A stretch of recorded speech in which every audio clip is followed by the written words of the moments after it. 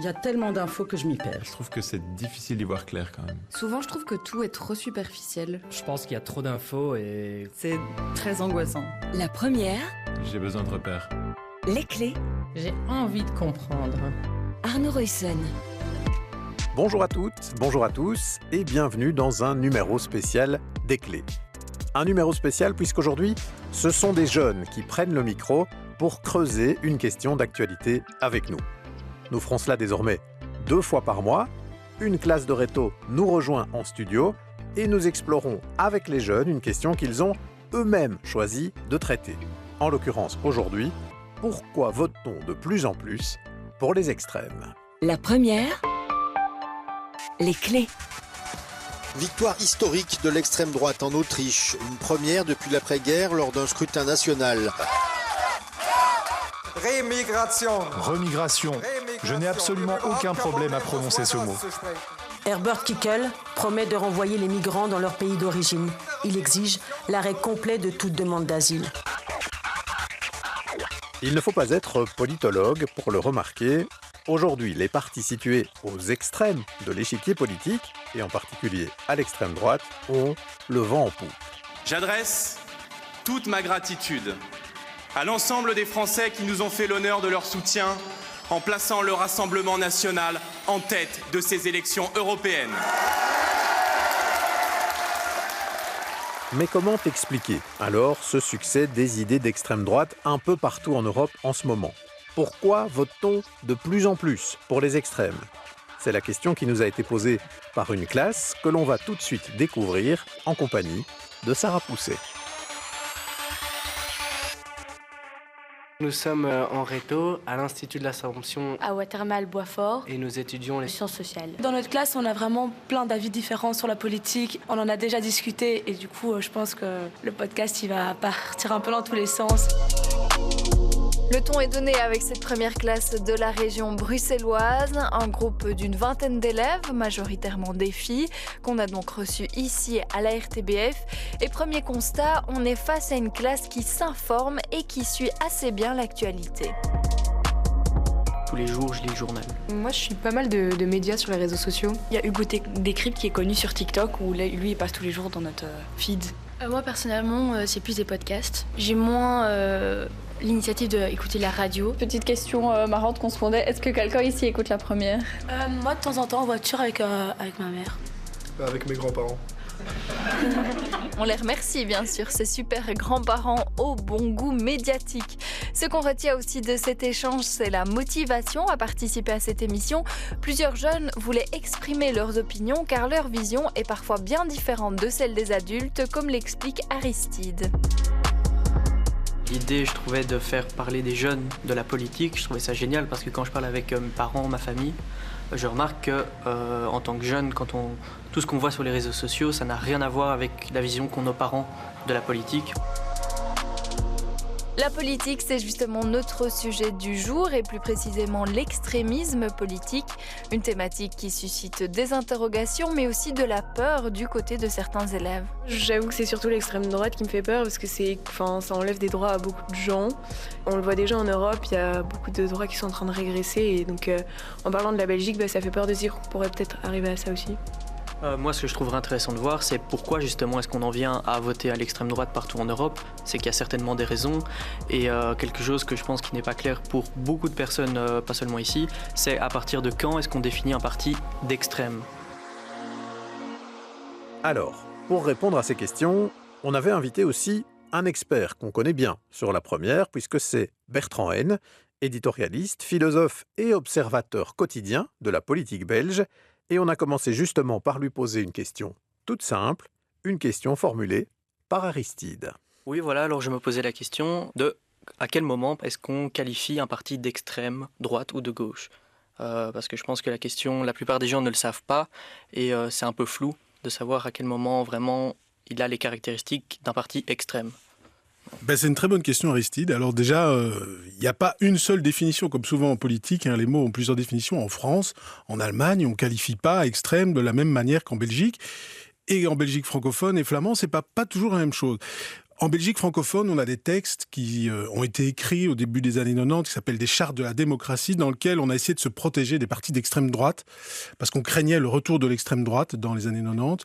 Et à ce moment-là, on a défini l'extrême droite comme un parti qui discrimine des populations, c'est-à-dire qui postule qu'il y a une inégalité entre une partie de la population et une autre partie, les immigrés, et puis ceux qui sont nés ici. Voilà, ça c'est une caractéristique extrême. Il y en a une deuxième souvent citée, c'est liberticide, c'est-à-dire que ce sont des partis qui veulent attaquer certains droits acquis, droit des homosexuels à se marier par exemple. Voilà.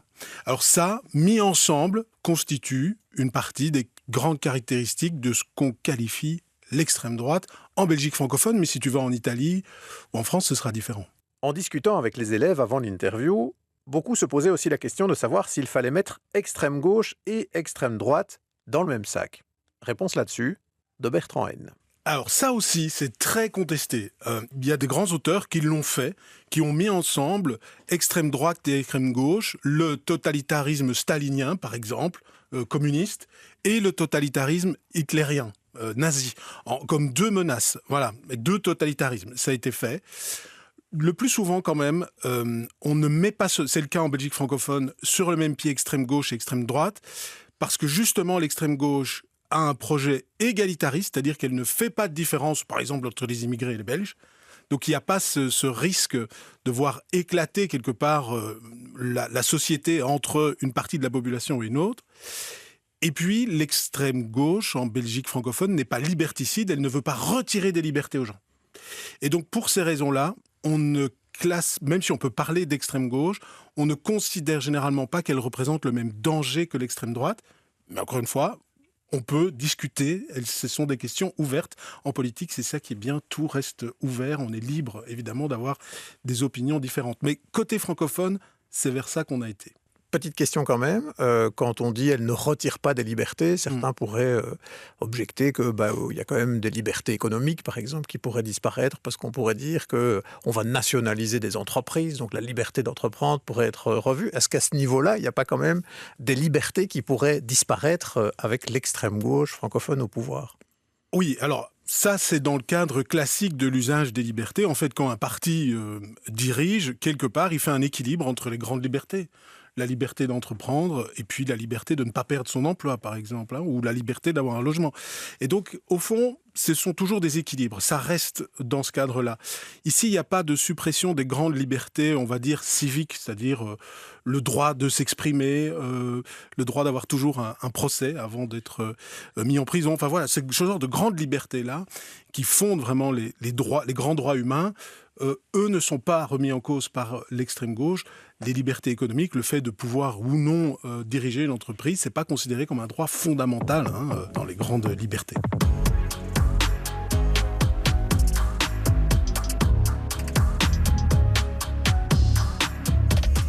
Avant l'émission, on avait fait une sorte de petite réunion de rédaction avec les jeunes pour identifier avec eux les questions qui se posaient. Et j'avais demandé à chacun et chacune comment eux expliquaient pourquoi les extrêmes, et en particulier l'extrême droite, avaient le vent en poupe aujourd'hui. Voilà quelques-unes de leurs explications qu'ils vont chaque fois croiser avec le regard de Bertrand Haine.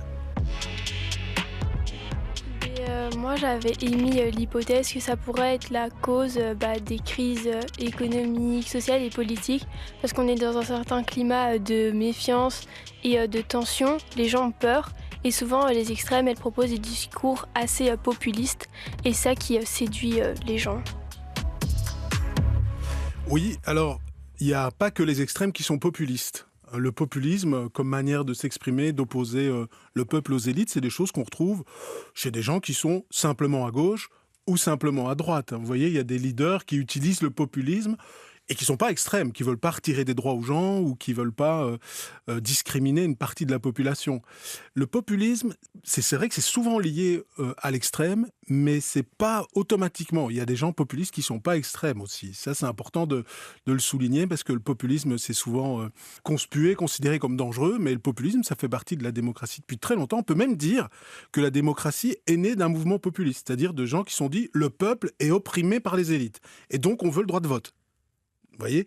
Donc le populisme, c'est pas nécessairement négatif et ce n'est certainement pas que les extrêmes qui l'utilisent. Alors, il y avait d'autres pistes d'explication. Quelqu'un peut en avancer une autre Oui, allez, Jade. Mais par exemple, moi, j'avais pensé au fait que... Enfin, c'est ce que j'ai observé, par exemple, chez les jeunes, il y a une montée des extrêmes. Parce que, d'après moi, les réseaux sociaux ont un grand rôle aussi. Par exemple, un exemple, c'est avec le RN qui se trouve, avec Bardella qui se trouve sur TikTok. Ça le rend hyper accessible pour tous les jeunes. Et tu vas te dire, ah, mais je le vois sur les réseaux, pourquoi pas voter pour lui ? Et au final, sans vraiment se renseigner totalement sur le parti et sur le danger que ça pourrait engendrer de voter un extrême. Alors, c'est vrai que beaucoup d'auteurs qui travaillent sur ces questions-là, sur l'extrême droite, disent que le succès actuel de l'extrême droite, il est indissociable de la montée des réseaux sociaux, de la révolution numérique. On ne saura jamais vraiment ce qui serait passé s'il n'y avait pas eu les réseaux sociaux. Peut-être qu'on aurait quand même eu une montée de l'extrême droite. Moi, je ne le sais pas. Mais par contre, tu as raison, c'est évident que autrefois, avant... Bon, vous êtes peut-être trop jeune pour vous en souvenir, mais avant vraiment que les réseaux sociaux soient présents au cœur de nos vies, quoi. L'espace public, ce qu'on pouvait dire sur les sujets était régulé par les grands médias, et notamment il y a des gens qu'on n'invitait pas, parce qu'on considérait qu'ils n'étaient pas compétents, par exemple, sur un sujet, ou qu'ils étaient dangereux, parce que c'était des gens qui avaient été condamnés pour racisme, etc. On ne les invitait pas à l'RTBF, mais ni au Soir, ni dans La Libre, vous voyez, les grands médias classiques. C'est sûr qu'avec l'avènement des réseaux sociaux, toute une série de gens qui étaient privés de parole ou qu'on ne prenait pas, c'est pas qu'on les censurait, mais on les considérait pas comme sérieux, aujourd'hui peuvent s'exprimer librement. Et ça a quelque chose de très positif, cette libération de la parole pour une partie de la population, mais on voit aussi le danger, c'est qu'on ne sait plus vraiment faire la différence entre un propos vrai, un propos faux. Tout est là, comme ça, tout apparaît au même niveau, et quelque part, si tout le monde peut dire ce qu'il veut, c'est très bien, mais il y a aussi une conséquence, c'est que ça dévalorise la parole, par exemple, de quelqu'un, je sais pas moi, un expert sur le nucléaire, qui a plus peut-être de capacité de comprendre le nucléaire, quelqu'un qui connaît rien, par exemple. Voilà. Et tout ça est mis sur un même niveau, et ça, c'est peut-être un élément qui explique le succès de l'extrême droite aussi. C'est qu'on ne sait plus faire la différence entre certains types de discours, et donc ils en profitent.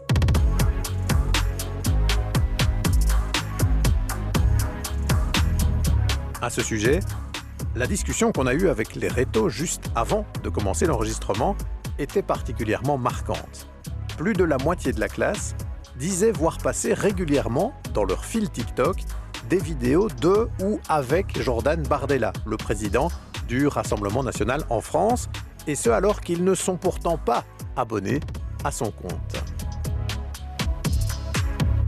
C'est pas forcément ces vidéos à lui, c'est des vidéos souvent qui sont cut en fait de débats par exemple, et il y a beaucoup par exemple de montage avec des trucs un peu des explosions pour rajouter un peu une grosse musique pour rendre ça comme un moment de gloire en fait. Et principalement Bardella, je trouve qu'il arrive bien à toucher les jeunes parce que typiquement il y a eu une espèce de groupe, pas grosse du tout affaire, mais il y a une affaire qui s'est passée pendant les législatives en fait. Squeezie, qui est un youtubeur, le deuxième youtubeur le plus suivi de France, il avait fait un gros post pour expliquer pourquoi lui ne voulait pas que sa communauté vote pour l'extrême droite. Et en fait, Bardella avait réagi en reprenant le même format, mais en écrivant 2 fois moins. Et par exemple, en donnant des arguments du genre « Squeezie, maintenant tu es passé numéro 2, donc tu as le seum, donc tu t'en prends à nous ». Et il faut savoir que c'est quelqu'un qui a quand même beaucoup de prestance au niveau de la parole, il s'exprime très bien. Mais en fait, quand on regarde dans le fond des débats, c'est vrai que souvent, ça va pas très très loin, quoi. C'est sujet, verbe, immigration, et puis c'est tout. On entend ici que c'est analysé avec pas mal de distance et un regard critique, mais quand même, plusieurs jeunes reconnaissaient qu'à force de voir passer de telles vidéos, sans mise en contexte et sans d'autres sources avec lesquelles les croiser, eh bien finalement, ça peut influencer. Il nous influence avec ses vidéos parce que c'est le format qu'on regarde. Et comme Lola a dit, il a une prestance, un savoir-parler qui est très très bon. Et donc on se fait facilement avoir, soit si on ne connaît pas la politique, ou soit si on a juste les réseaux sociaux, ou juste si on est jeune.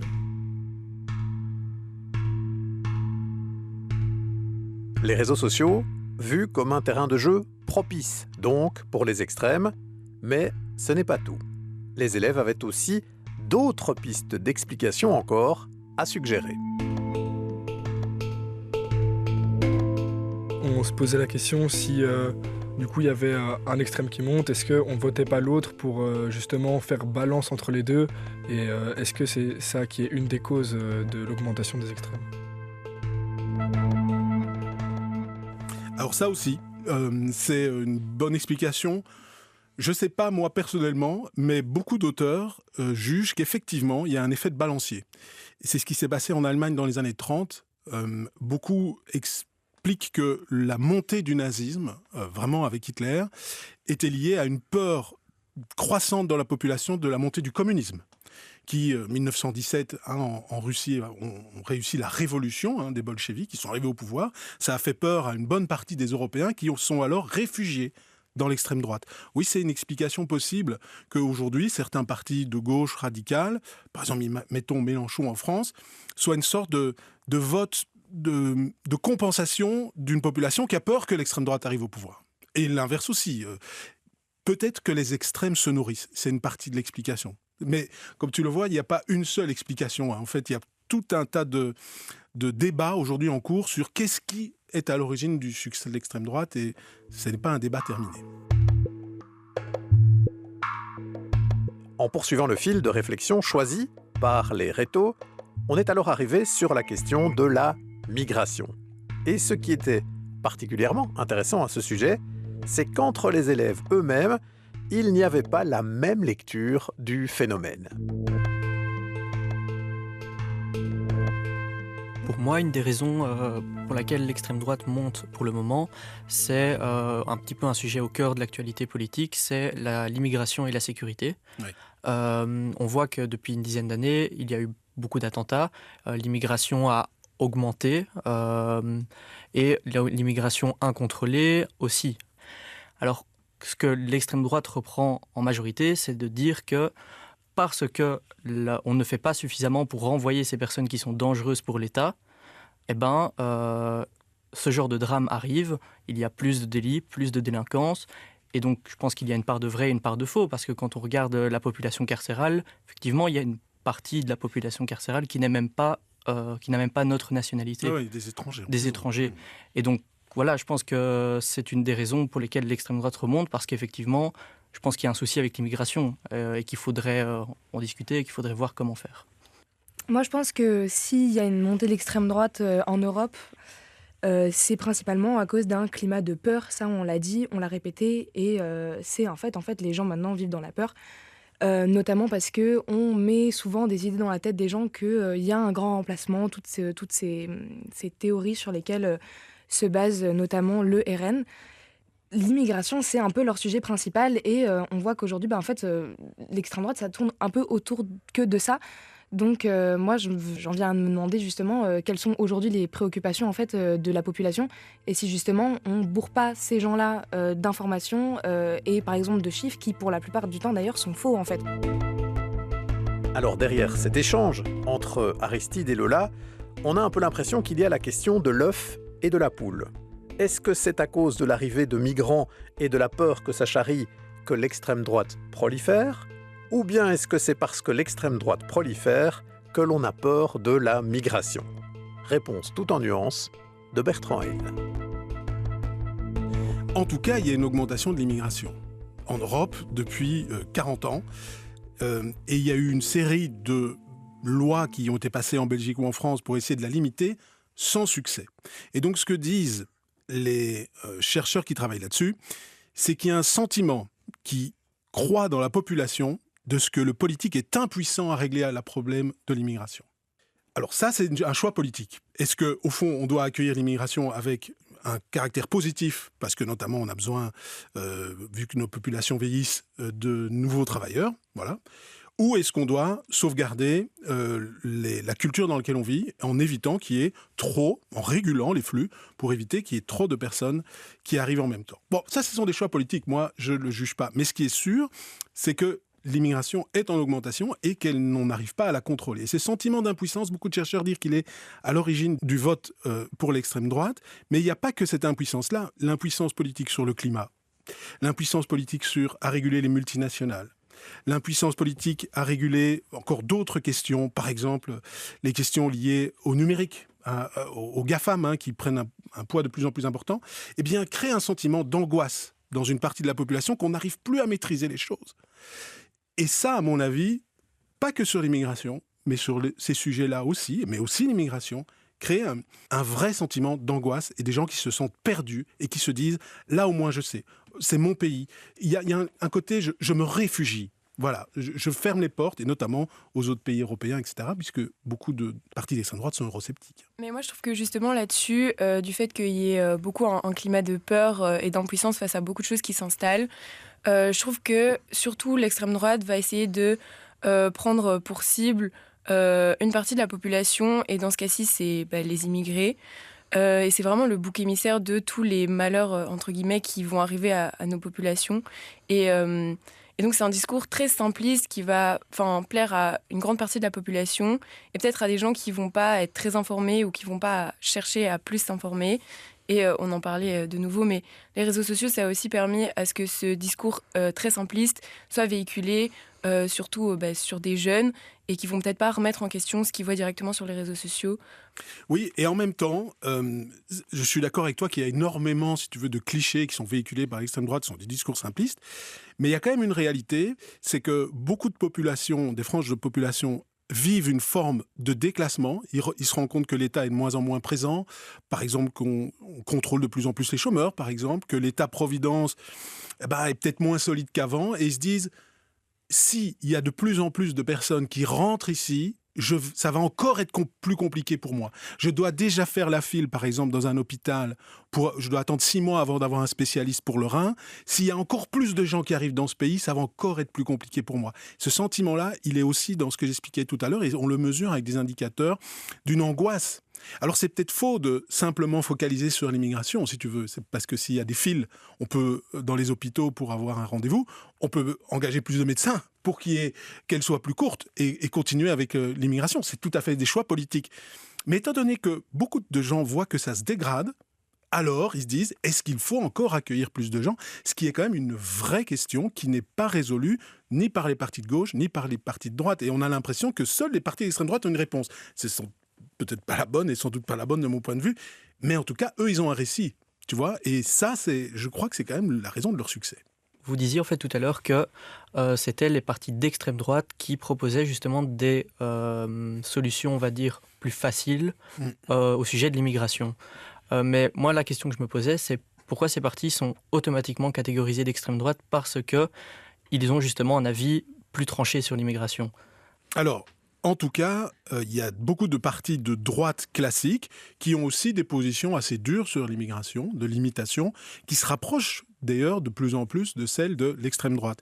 Si on continue à qualifier certains partis d'extrême droite, comme le Rassemblement national en France, c'est parce qu'ils ont des propositions dans leur programme qui discriminent les citoyens, une certaine catégorie de citoyens, qui n'auraient plus les mêmes droits, par exemple le droit au logement, le droit à une aide médicale, et ça, ce serait lié en fonction de l'origine des personnes. Et ça, en fait, dans les grands principes de la démocratie libérale, c'est l'égalité de droit. On est tous égaux devant la loi, et les partis qualifiés d'extrême droite remettent ça en cause, ce qui permet de continuer à les qualifier d'extrême droite. Et donc ça, c'est un marqueur qui différencie encore des partis de droite qui ont un discours très ferme sur l'immigration, de partis qu'on peut qualifier vraiment d'extrême droite, où là, il n'y a plus cet enjeu d'égalité de droit. Mais c'est de plus en plus hybride, c'est-à-dire qu'on voit de plus en plus de mélange entre la droite et l'extrême droite, et ça rend de plus en plus difficile de faire cette distinction. Et ça rend compliqué, je crois, le choix pour beaucoup d'électeurs et d'électrices.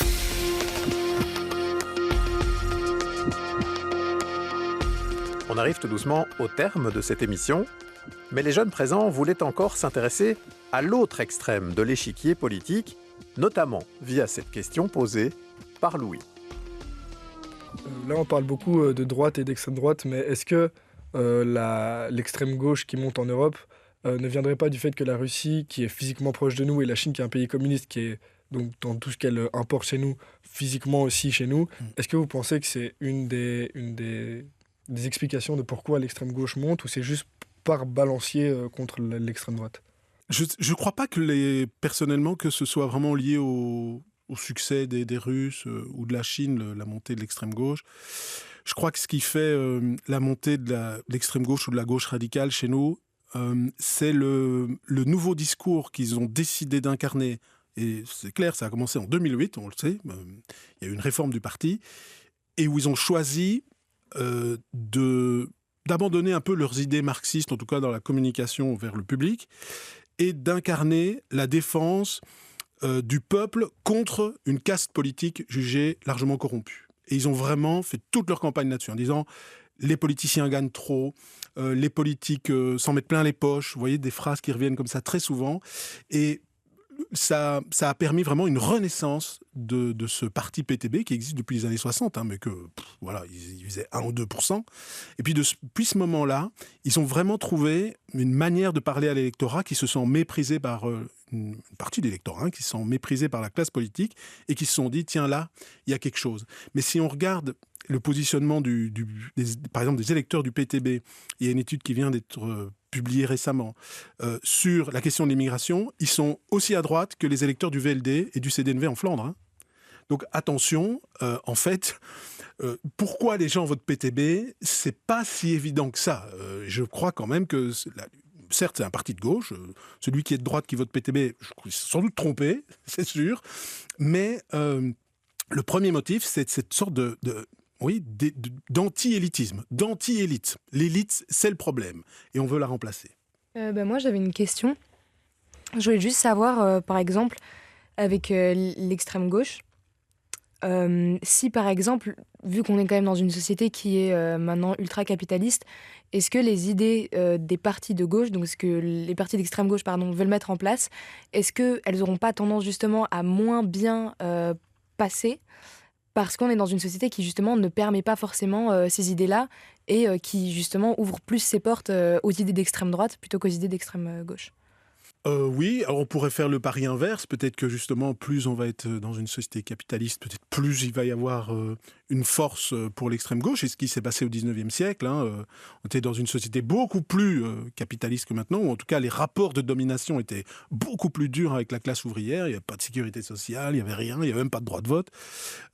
Et donc, à ce moment-là, les partis ouvriers un peu partout en Europe ont réussi à changer l'histoire, à s'imposer. Parce que c'était trop dur, c'était trop violent.